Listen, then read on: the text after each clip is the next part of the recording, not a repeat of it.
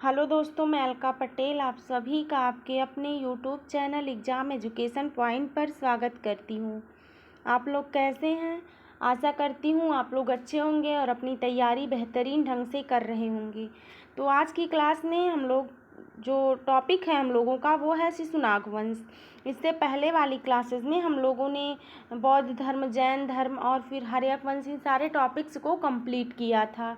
तो अगर आप लोग अभी तक पिछली क्लासेस नहीं देखे हैं तो आप लोग पिछली क्लासेस देख लीजिए, नीचे डिस्क्रिप्शन में लिंक दिया गया है। और अगर अभी तक आप लोग चैनल को सब्सक्राइब नहीं किए हैं और क्लास को लाइक नहीं किए हैं तो आप लोग चैनल को सब्सक्राइब कर दीजिए, बेल आइकन प्रेस कर दीजिए ताकि आप लोगों को क्लास की नोटिफिकेशंस मिलती रहे। तो अब हम लोग अपना क्लास शुरू करते हैं। आज का जो टॉपिक है वो है शिशुनाग वंश। देखते हैं शिशुनाग वंश में शिशुनाग वंश का जो समय माना जाता है वो 412 से 344 ईसा पूर्व माना जाता है। जो शिशुनाग वंश का समय है वो 412 से 344 ईसा पूर्व है। और अगला पॉइंट देखते हैं शिशुनाग वंश के बारे में क्या कह रहा है। शिशुनाग हर्यक वंश के अंतिम राजा नागदशक का अमात्य व काशी का राज्यपाल था। ठीक, जो शिशुनाग था वो हर्यक वंश के जो अंतिम राजा थे, राजा नागदशक उनका अमात्य मतलब मंत्री हुआ करते थे, अमात्य, और काशी का राज्यपाल था। आगे है अगला पॉइंट, शिशुनाग ने अवंती, कौशल और वत्स को विजित कर मगध साम्राज्य का विस्तार किया। आगे अगला पॉइंट कह रहा है, उसके पश्चात उसका पुत्र कालाशोक काकवड़ शासक बना। आगे देखते हैं अगला पॉइंट क्या है। अगला पॉइंट कह रहा है, इसके समय में वैशाली में द्वितीय बौद्ध संगीत 383 ईसा पूर्व आयोजित हुई।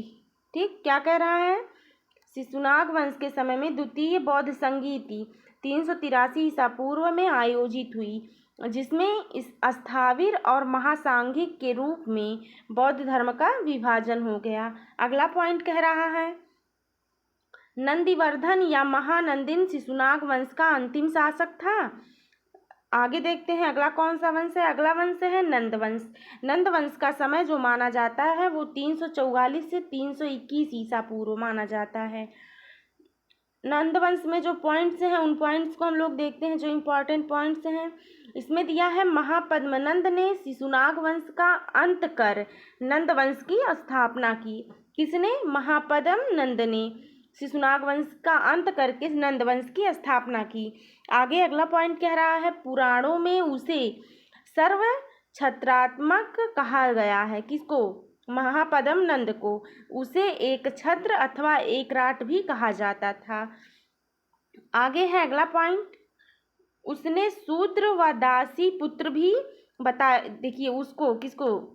महापद्मनंद को उसे शूद्र व दासी पुत्र भी बताया गया है। उसे इक्ष्वाकु, पांचाल, कुरु, है कलिंग, सूरसेन, मैथिल, अस्मक, वितिहोत्र राज्यों का शासक बताया गया है। उसके समय में मगध साम्राज्य की सीमा गंगा घाटी को पार कर गई थी। आगे देखते हैं अगला पॉइंट क्या है। जो नंद वंश का अंतिम शासक था वो धनानंद था। देखिए दिया है, इस वंश का अंतिम शासक धनानंद था। उसी के समय यूनानियों मतलब सिकंदर का आक्रमण हुआ था। किसके समय में? धनानंद के समय में। आगे देखते हैं अगला हम लोग पॉइंट दिया है, 6ठी शताब्दी ईसा पूर्व में बिहार स्थित महाजनपद अंग महाजनपद। देखिए क्या कह रहा है, अंग महाजनपद जो है, ठीक, इसको हम लोग देखते हैं। ये देखिए अंग महाजनपद, जो इसकी राजधानी थी वो क्या थी? जो अंग महाजनपद की राजधानी चंपा। ठीक, और इसका जो अन्य नाम था भी उसको हम लोग बाद में देखते हैं। देखिए पहले अंग महाजनपद जो है उसकी वर्तमान स्थिति क्या है? आधुनिक भागलपुर व मुंगेर में है ये अंग जो महाजनपद है। और प्रमुख नगर कौन है अंग का? अश्वपुर और भद्रिका। आगे देखते हैं अगला देखते हैं, जो अंग महाजनपद की जो राजधानी है वो कौन सी है? तो वो है चंपा। और इस चंपा के अन्य जो नाम थे वो थे मालिनी। मालिनी कब थे? महाभारत, हरिवंश एवं अन्य पुराण आदि में मालिनी कहा गया है चंपा को। और काल चंपा ये जातक कथाएं, ठीक, जातक कथाओं में काल चंपा कहा गया है। वणिज्यम, ये जैन ग्रंथ में ये वणिज्यम नाम दिया गया है चंपा का। आगे देखते हैं, चंपा एवं गंगा नदी के संगम पर स्थित है। ये जो चंपा है वो चंपा एवं गंगा नदी के संगम पे स्थित है।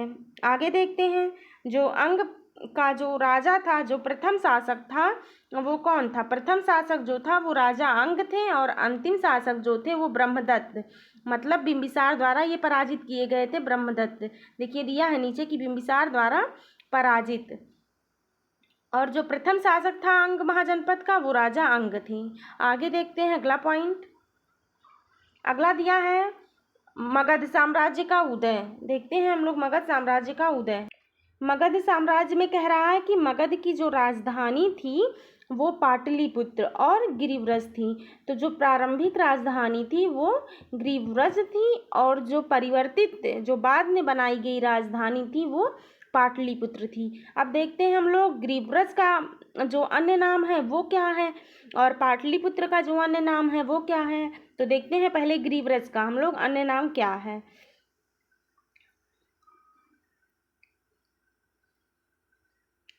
दिया है गिरिव्रज में गिरि बब्बज या महाबग्ग। दूसरा नाम दिया है राजगिरी। राजगिरी कहाँ दिया गया है? महाभारत में। बृहद्रथपुर, ये भी महाभारत में ये नाम दिया गया है बृहद्रथपुर। और मगधपुर ये पॉइंट भी महाभारत में है। वासमती जो है ये गिरिव्रज का जो नाम वासमती है ये रामायण में मिलता है। कुशाग्रपुर जो है ये ह्वेनसांग। बिंबिसारपुरी जो है वो बौद्ध ग्रंथ में मिलता है। आगे देखते हैं पाटलिपुत्र का जो अन्य नाम है वो है कुसुमपुर। कुसुमपुर है पाटलिपुत्र का अन्य नाम। और पाटलिपुत्र का पाटलीग्राम भी नाम है, एक अन्य नाम में आता है। और जो अगला नाम है वो पालीब्रोथा। और जो अगला नाम है मतलब अन्य नाम जो है पाटलिपुत्र का चौथा नाम है वो अजीमाबाद है। और जो पाटलिपुत्र है वो गंगा और सोन नदी के संगम पर स्थित है। आगे देखते हैं अगला पॉइंट। अगला पॉइंट दिया है मौर्य वंश। मौर्य वंश से जो पॉइंट्स हैं हमारे इंपॉर्टेंट, उन पॉइंट्स को हम लोग देखते हैं। मौर्य वंश में दिया है पुराण बौद्ध एवं जैन साहित्य, कौटिल्य के अर्थशास्त्र तथा विदेशी लेखकों के द्वारा मौर्य वंश के विषय में जानकारी प्राप्त होती है। स्ट्रैबो एवं जस्टिन ने चंद्रगुप्त मौर्य को सैंड्रोकोट्स, जबकि एरियन और प्लूटार्क ने एंड्रोकोट्स कहा था। किसको? देखिए सैंड्रोकोट्स चंद्रगुप्त को किसने कहा था? तो वो स्ट्रैबो और जस्टिन ने कहा था। लेकिन एंड्रोकोट्स किसने कहा था? एरियन और प्लूटार्क ने कहा था। आगे है अगला पॉइंट। विलियम जोन्स ने सर्वप्रथम सैंड्रोकोट्स की पहचान भारतीय ग्रंथों में वर्णित चंद्रगुप्त मौर्य से की थी। जो विलियम जोन्स हैं उन्होंने सबसे पहले सैंड्रोकोट्स की जो पहचान है भारतीय ग्रंथ में वर्णित चंद्रगुप्त मौर्य से की थी। आगे देखते हैं अगला पॉइंट। अगला पॉइंट कह रहा है जेम्स प्रिंसेप ने 1837 ईस्वी में ब्राह्मी लिपि को अनुदित किया। ठीक, क्या किया था? जेम्स प्रिंसेप ने 1837 ईस्वी में ब्राह्मी लिपि को अनुदित किया था, मतलब पुनः उदित किया था। आगे देखते हैं 326 ईसा पूर्व में मकदूनिया मतलब यूनान के जो शासक थे सिकंदर का भारत पर आक्रमण होता है। सिंधु नदी को पार करके सिकंदर झेलम इसका पुराना नाम था वितस्ता, इसके तट पर आ जाता है झेलम के। यहीं उसका पोरस से युद्ध होता है जिसे वितस्ता या हाइडेस्पिस का युद्ध कहा जाता है। आगे देखते हैं हम लोग अगला पॉइंट। अगला पॉइंट दिया है व्यास नदी के तट पर सिकंदर की सेना आगे बढ़ने से इनकार कर देती है। व्यास नदी से ही नंद साम्राज्य की सीमा आरंभ होती थी। ठीक, उस समय नंद वंश का शासक धनानंद था। सिकंदर भारत में लगभग 19 महीने तक रहा था। अगला पॉइंट दिया है फिर ध्यातव्य है कि किसी भी भारतीय स्रोत में सिकंदर के अभियान का कोई उल्लेख नहीं प्राप्त होता है। आगे देखते हैं अगला पॉइंट क्या कह रहा है। अगला पॉइंट दिया है एरियन द्वारा लिखित, क्या कह रहा है? एरियन द्वारा लिखित एनाबेसिस ऑफ अलेक्जेंडर में सिकंदर के विजय अभियान का उल्लेख प्राप्त होता है। एरियन द्वारा जो लिखित है एनाबेसिस ऑफ अलेक्जेंडर, उसमें सिकंदर के विजय अभियान का उल्लेख प्राप्त होता है। अगला पॉइंट कह रहा है, उल्लेखनीय है कि अरिस्टोबुलस, आनेसिक्रेटस और निरियाकस सिकंदर की सेना के साथ आने वाले इतिहासकार थे। कौन कौन सिकंदर के साथ आने वाले से मतलब उनके सेना के साथ आने वाले इतिहासकार कौन कौन माने जाते हैं? तो वो अरिस्टोबुलस और आनेसिक्रेटस और निरियाकस, ये जो तीनों हैं ये सिकंदर की सेना के साथ आए जाने वाले इतिहासकार माने जाते हैं। आगे देखते हैं अगला।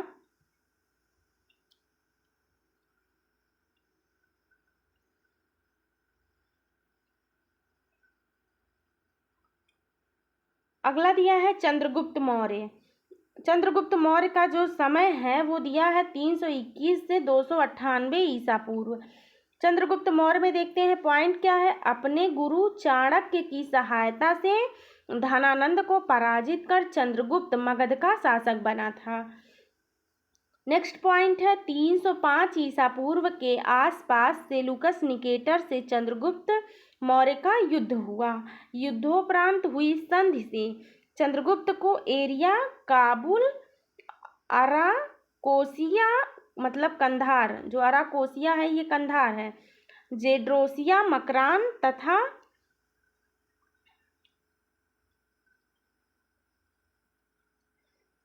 तथा पेरिपेमिसदाई हेरात का क्षेत्र जो है वो प्राप्त हुआ था। साथ ही यूनानी राजकुमारी से उसका विवाह भी हुआ था। अगला पॉइंट दिया है, सेलुकस निकेटर ने अपने राजदूत मेगास्थनीज को चंद्रगुप्त के दरबार में भेजा था। किसने भेजा था? किसका राजदूत था? वो सेलुकस निकेटर ने। ये जो मेगास्थनीज था वो किसका राजदूत था? वो सेलुकस निकेटर का जो राजदूत था मेगास्थनीज, उसको चंद्रगुप्त के दरबार में भेजा था। किसने? सेलुकस निकेटर ने। आगे देखते हैं, मेगास्थनीज ने इंडिका नामक पुस्तक की रचना की थी। आगे दिया है अगला पॉइंट। अगला पॉइंट कह रहा है, जीवन के अंतिम समय में चंद्रगुप्त अपने पुत्र बिंदुसार को सत्ता सौंपकर जैन मुनि भद्रबाहु के साथ श्रवणबेलगोला, ये कहाँ है? कर्नाटक में एक जगह, वहाँ पे चले गए और वहीं संलेखना विधि से जो अपने प्राण को त्याग दिया था। ठीक, आगे है अगला पॉइंट। अगला दिया है बिंदुसार। देखते हैं हम लोग, बिंदुसार का जो समय माना जाता है वो 298 से 272 ईसा पूर्व माना जाता है। देखते हैं, बिंदुसार को अमित्रघात, भद्रसेन, सिंहसेन आदि कहा जाता था। अमितघात, भद्रसेन, सिंहसेन, इन सारे नामों से किसको जाना जाता था? तो बिंदुसार को। आगे देखते हैं, यूनानी लेखकों के अनुसार उसका नाम अलिट्री चेहीज या अमित्रचेट्स था। क्या था? यूनानी जो थे, वो यूनानी लेखक जो सारे थे वो जो है बिंदुसार को किस नाम से या उसका नाम क्या रखे थे? तो वो अलिट्री चेहीज या अमित्रचेट्स था, रखे थे उसका नाम। आगे देखते हैं अगला पॉइंट। अगला पॉइंट कह रहा है, इसी के समय सीरिया के शासक एंटियोकस का राजदूत, ठीक, जो सीरिया के शासक थे एंटियोकस, उनका जो राजदूत था डायमेकस, तथा मिस्र के शासक टालमी द्वितीय, फिलाडेल्फस का जो राजदूत था डायोनीसियस, मौर्य दरबार में आए थे। अगला पॉइंट दिया है, बिंदुसार आजीवक संप्रदाय का अनुयायी था। आगे है अगला पॉइंट, अशोक में देखते हैं, अशोक का जो शासनकाल है वो 272 से 232 ईसा पूर्व माना जाता है। कितना? 272 से 232 ईसा पूर्व। इसमें पॉइंट्स दिए गए हैं, सिंहासन पर बैठने के बाद 269 ईसा पूर्व में राज्याभिषेक हुआ था। किसका? अशोक का। राज्याभिषेक से पूर्व वह उज्जैन का राज्यपाल था। 261 ईसा पूर्व में राज्याभिषेक के 9वें वर्ष ये कलिंग विजय किए थे। कौन? अशोक ने किया था। आगे दिया है अगला पॉइंट, सिंहली अनुश्रुति के अनुसार निग्रोध के प्रवचन से अशोक ने बौद्ध धर्म अपनाया और मोगली पुत्र तिस्स का शिष्य बना। इससे पूर्व अशोक जो है वो शैव था। आगे देखते हैं, अगला पॉइंट कह रहा है राज्याभिषेक के 10 वर्ष बाद उसने बोध गया की यात्रा की। कौन? अशोक राज्याभिषेक के 10 वर्ष बाद बोध गया की यात्रा किया था।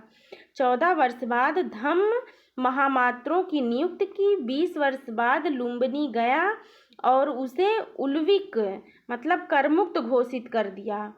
भाग 1 कर को घटाकर 1/8 कर दिया। ठीक, एक मतलब जो भाग था उसको हटा के 1/8 कर दिया। जो कर का भाग था उसको घटा के 1/8 किया था। आगे देखते हैं हम लोग अगला, अशोक के अन्य नाम दिया है पॉइंट। अशोक के अन्य नाम, तो अशोक के अन्य नाम हम देखते हैं क्या क्या नाम है। अशोक वर्धन, ये विष्णु पुराण में मिलता है। बुद्ध शाक्य, ये मास्की अभिलेख में मिलता है। अशोक का नाम मगधा धीराज, ये कहाँ मिलता है? ये भाब्रू लेख में मिलता है अशोक का नाम। अगला नाम दिया है प्रियदर्शी राजा, ये बराबर गुहालेख में ये नाम मिलता है अशोक का, प्रियदर्शी राजा। सान्योम अशोक, ये मिलता है कंगन हल्ली में। ठीक, आगे देखते हैं अगला नाम क्या दिया है। अगला नाम दिया है देवनाथ प्रियदर्शी। क्या दिया है? देवनाथ प्रियदर्शी रुमिंदे निगलीवा रूपनाथ व गिरनार में मिलता है। आगे दिया है महाराज कुमार, ये नाम कहाँ मिलता है? पनगोरारिया अभिलेख में। आगे दिया है अशोक, अशोक नाम कहाँ कहाँ मिलता है? तो मास्की में मिलता है, गुर्जरा नेतूर एवं उडेगोलन अभिलेख में मिलता है। आगे देखते हैं रासिलेट्स, ये यूनानी लेखक, ये नाम जो है रासिलेट्स जो है ये यूनानी लेखक रखे थे इनका, ये यूनानी लेखकों द्वारा बताया जाता है। और मलका जो था वो अरेमाइक या अरामाइक लेख से मिलता है नाम अशोक का। आगे दिया है महासूर एवं अपराजित, ये नाम महाभारत से मिलता है अशोक का। आगे अगला नाम दिया है धर्माशोक, ये कुमार देवी का जो सारनाथ अभिलेख है वहाँ से अशोक का नाम धर्माशोक मिलता है। आगे देखते हैं, आगे है अशोक के अभिलेख। अशोक के अभिलेखों को हम लोग देखते हैं। अशोक के अभिलेख में दिया है अशोक के शाहबाज गढ़ी एवं मानसेहरा, पाकिस्तान में जो है वहाँ के अभिलेख जो हैं वो किस लिपि में लिखे गए हैं? वो खरोष्टी लिपि में उत्कीर्ण हैं। जो अशोक के शहबाजगढ़ी और मानसेहरा के जो अभिलेख हैं वो खरोष्टी लिपि में उत्कीर्ण हैं। आगे है अगला पॉइंट, तक्षशिला से आरमेइक या अरामेइक लिपि में उत्कीर्ण जो अभिलेख हैं वो सरेकुना से यूनानी तथा आरमेइक लिपियों में उत्कीर्ण अभिलेख प्राप्त हुए हैं।